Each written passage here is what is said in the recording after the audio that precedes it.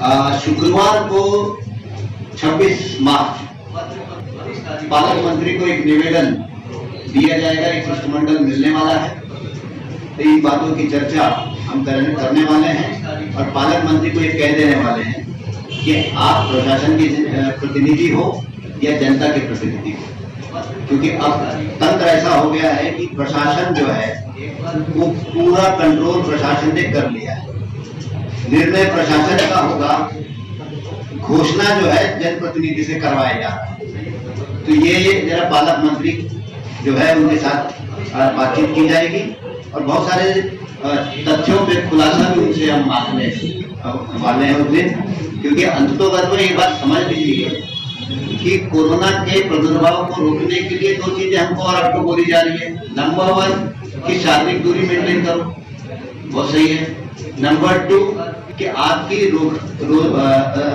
रोग प्रतिकार शक्ति वो बढ़नी चाहिए। नंबर 3 मास्क पहनना चाहिए।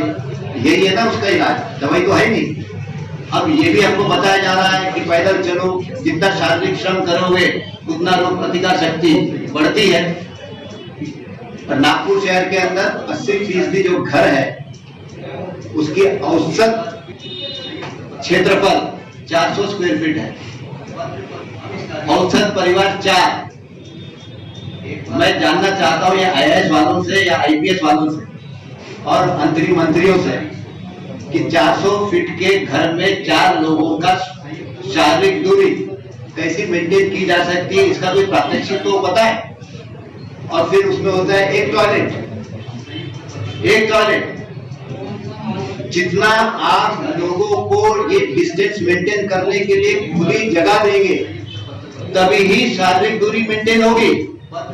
लेकिन अब हो क्या रहा है कि जितने हमारे सार्वजनिक स्थल है, सड़क हो, मैदान हो, चौराहे हो, बगीचे हो या खुली जगह जितनी है वो सब बंद कर रहे हैं। तो लोग वहां के लोग फिर जाएंगे कहाँ? 8-10-15 दिन जो भी हुए, ये कोरोना का प्रादुर्भाव चल रहा है, तो ऐसे आर्थिक परिस्थिति में जो किन्नर समाज के ऊपर आपत्ति आई है और हमारे ऑटो वाले हैं, बाजार वाले हैं और जो सड़क पे काम करने वाले लोग हैं जिनको 100-200 रुपए मजदूरी मिलती है, दिन को लाते हैं रात को खाते हैं, ऐसे लोगों की जो परिस्थिति जो गंभीर हो रही है, तो इस पर जिम्मेदार कौन है? इसकी जिम्मेदारी कौन लेगा? गरीब गरीब होते जा रहा है, अमीर अमीर होते जा रहा है।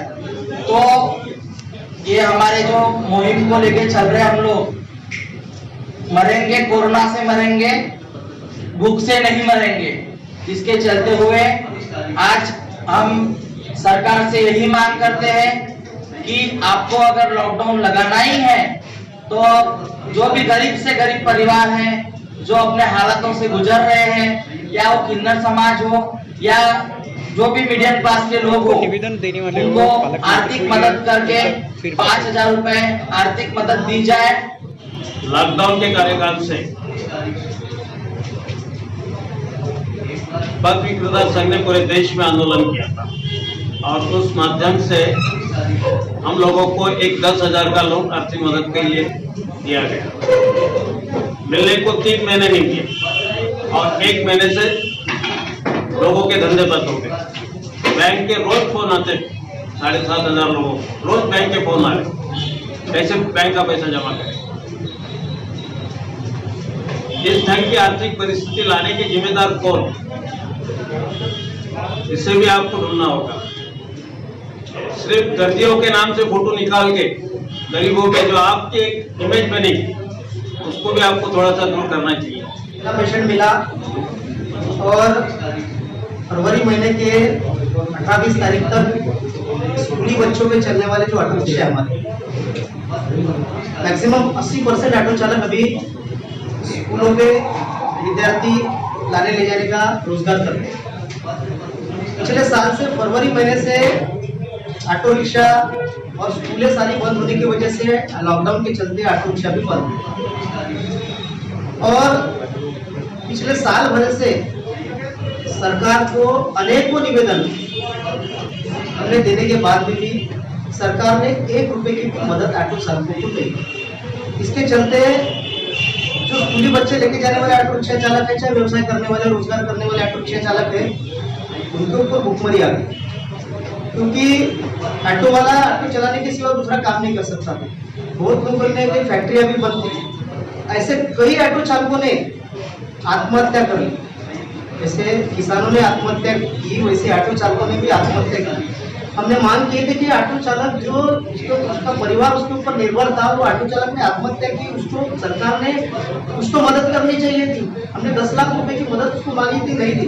5,000 रुपए ऑटो चालकों को प्रति माह देना चाहिए। आज साल भर हो गया, लेकिन ऑटो चालकों को 1 रुपए की मदद नहीं दी। कैसे तो भी एक सवारी के लिए हमने आंदोलन किए मुंडे साहब के वक्त, संयुक्त रूप से इसी तरीके से, तो तब कोई जाके एक सवारी का परमिशन दी। अब ऑटो चालक इतने 80% ऑटो चालक स्कूली विद्यार्थियों के चलते थे, सब लोग रास्ते पे आ गए, रोजगार मिलना बंद हो गया। लोगों में डर है, इतना डर बैठा के रखा है कोरोना के वजह से, लोग पैसेंजर बैठने को तैयार नहीं ऑटो रिक्शा में, स्कूलें बंद है, तो वो ऑटो वाले ने क्या कहा। आज भी वही परिस्थिति है। आप देखिए पिछले हफ्ते में 15 तारीख से फिर लॉकडाउन लगा दिए। एक तरफ कुछ चीजें चालू रखते हैं, दूसरी तरफ बंद रखते हैं कि हमको 1 सवारी 2 सवारी का परवानगी दी है, लेकिन लोग बैठने को तैयार नहीं। इसलिए हमारी मांगनी है सरकार से कि ऑटो चालकों को कम से कम 5,000 रुपए मासिक उन्होंने देना चाहिए, जो कोरोना काल में जो ऑटो चालक बेरोजगार हो गए। साथ ही साथ हम ये कहना चाहते हैं कि ऑटो रिक्शा चालक उसको रोजगार नहीं मिलने की वजह से बैंकों से कर्जा लेके उन्होंने ऑटो रिक्शा लिए, तो कोरोना काल में धंधा ही नहीं हुआ, तो हम लोग बैंकों के पैसे भरे कहाँ से। तो ऑटो चालकों ने जो बैंकों से कर्जे लिया वो भी माफ करना चाहिए, उसका ब्याज भी माफ करना चाहिए। और साथ ही साथ जो आत्महत्याग्रस्त ऑटो चालक का परिवार है, उनको भी सरकार ने मदद करनी चाहिए। और लॉकडाउन तो बिल्कुल भी लगाना नहीं चाहिए, लॉकडाउन ये पर्याय नहीं है। इसलिए आज ये पत्रकार परिषद संयुक्त रूप से ली गई है। हम सरकार से मांगनी करते हैं कि ऑटो चालकों को भी अगर बंद करे तो ऑटो चालकों को भी आर्थिक मदद दी जाए।